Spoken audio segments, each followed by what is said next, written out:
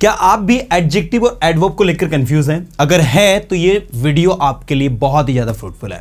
भाई एडजेक्टिव वो वर्ड होते हैं जो किसी नाउन की विशेषता बताए, ठीक है। Adjectives are the words which are used to qualify any noun.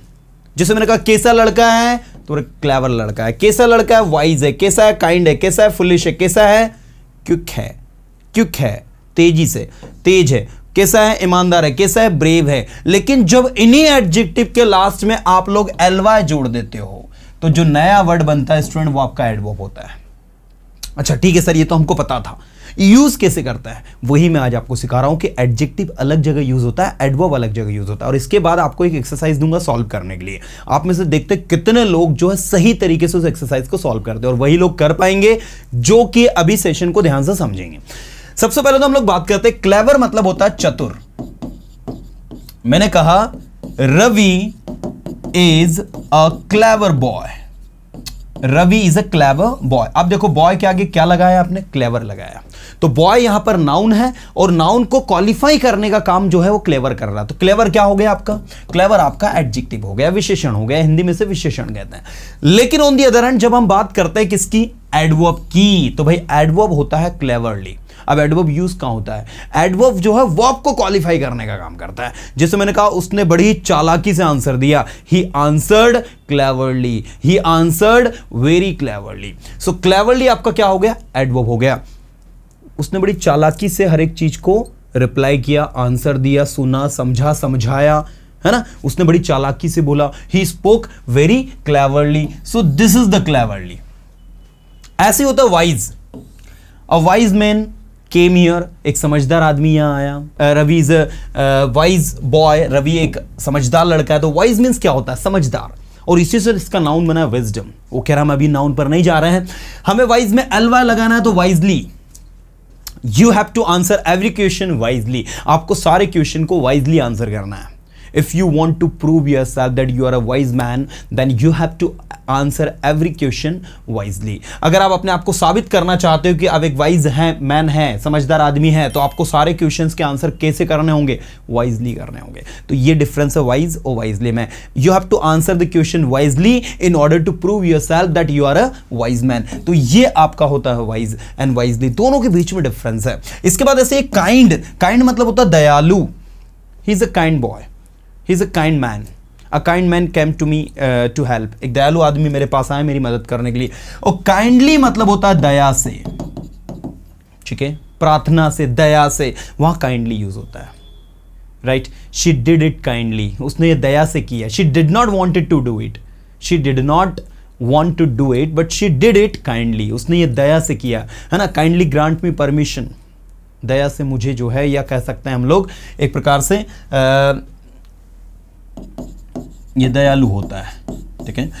दया से मुझे जो है आप एक दिन की permission they, kindly grant me permission for a day, मुझे एक दिन की परमिशन दे। तो इस तरीके से काइंडली आपका यूज होता है। ऐसे ये फुलिश, फुलिश मतलब होता है बेवकूफ, इसी से बना है फुलिशली। ऐसे ही आपका है क्विक, क्विक से ही बना है क्विकली, क्विक मतलब होता है तेज, ओके। क्विक आंसर, तेज answer, and you have to answer quickly, आपको तेजी से आंसर करना। तो क्विक एंड क्विकली दोनों के बीच में क्या अंतर है आपको समझ में आया होगा।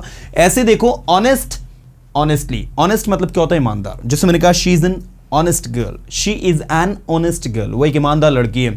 And she is speaking honestly, she is not lying, she is speaking honestly, she is speaking honestly मतलब वो ऑनेस्टली बोल रही है, ईमानदारी से बोल रही है।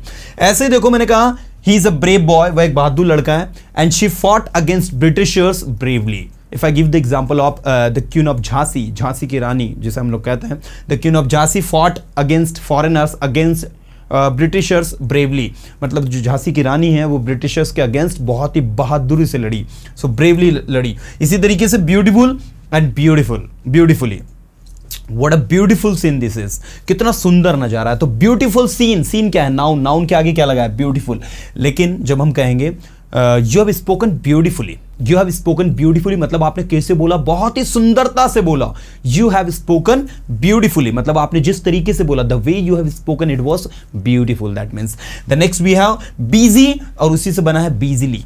बिजी मतलब होता है व्यस्त, और बिजीली मतलब होता है व्यस्तता से, ठीक है। मैंने उसे कॉल किया लेकिन व्यस्तता से, I made him call busily, I made him call busily because he was busy, because I was busy.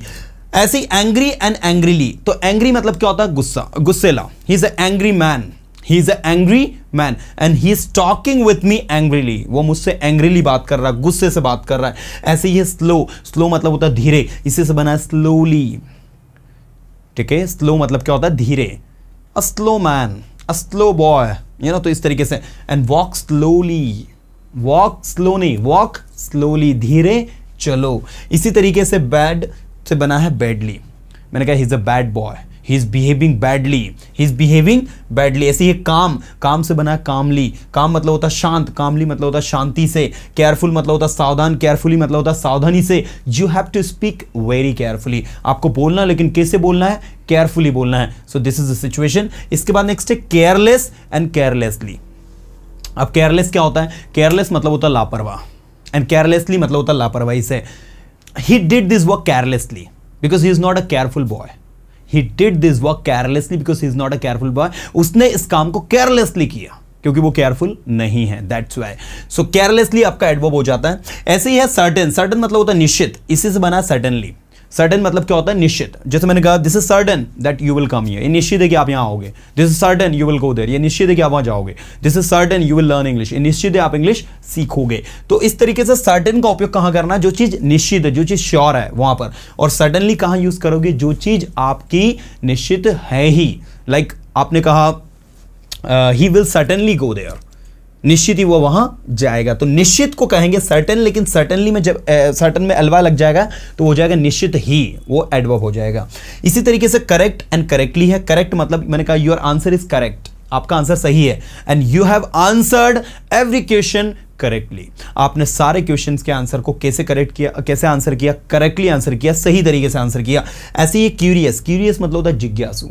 देखो क्यूरियस एंड ईगर, ईगर का मतलब भी होता है उत्सुक।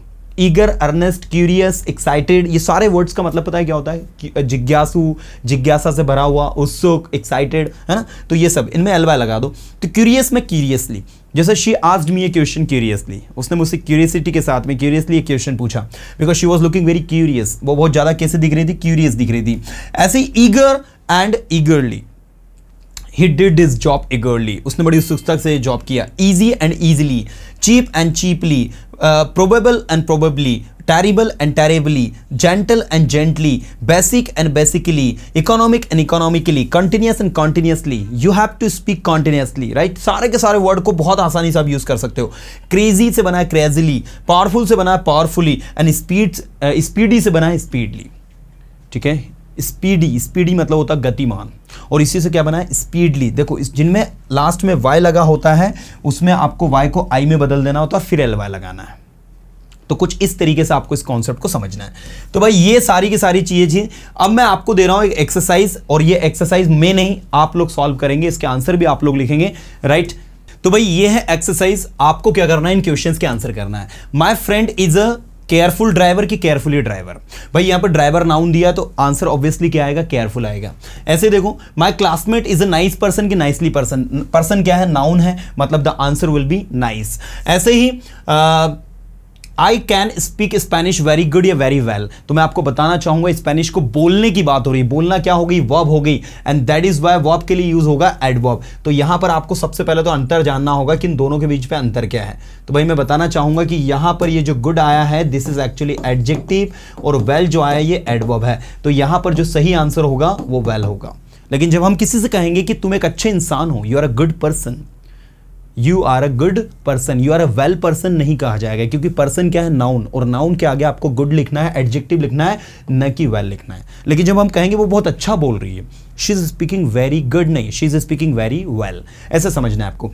ऐसे देखो Katrina took a painting class so she can paint picture beautiful, तो ब्यूटीफुल एंड ब्यूटीफुली, ऑब्वियसली यहां पर क्या दिया? पिक्चर्स दिया है, तो ब्यूटीफुल पिक्चर्स न कि ब्यूटीफुली पिक्चर्स। ऐसे ही Mister Smith looked blank at me When I arrived late, जब मैं लेट पहुंचा तो मिस्टर स्मिथ ने मुझे गुस्से से देखा। तो जब वो गुस्से से मुझे देख रहे थे तो देखने की जो प्रोसेस थी उसके बारे में बात कर रहे हो आप, मतलब बात किसकी हो रही है? एडवर्ब की हो रही है। तो इन दोनों में से एडवर्ब कौन सा है? एंग्रीली। तो mister Smith looked angrily at me, mister Smith ने मुझे गुस्से से देखा। When I arrived late, of course I was blank when I got A+ on the exam, of course मेरे क्या आए? एग्जाम में जो कम नंबर आया, ठीक है, I got A+ on the exam, तो मैं क्या था, मैं खुश था, आई वॉज हैप्पी। और आगे के मैं नहीं बताने वाला हूं, आगे के आप लोग करेंगे और आपको कमेंट में लिखना है कि उसमें क्या आंसर आएगा। तो ये रहे सारे क्वेश्चंस जो आपको कमेंट में आंसर करना है। मैं यहां तक आपको बता चुका था, 6 से लगाकर 16 तक ये सारे के सारे क्वेश्चंस के आंसर आपको खुद को करने हैं। लगे तो इसका आप स्क्रीनशॉट ले लें, और ये सारे के सारे क्वेश्चंस के आंसर आपको 16 तक, 6 to 16 मतलब 5 तक मैंने आपको बता दिए, 10 to 11 जो क्वेश्चंस है वो आप आंसर करेंगे, और देखते हैं कितने स्टूडेंट सही तरीके से अच्छे से अच्छा आंसर करते हैं। मिलूंगा नेक्स्ट वीडियो में कुछ अच्छे कंटेंट के साथ में। Till then tata bye, have a good day.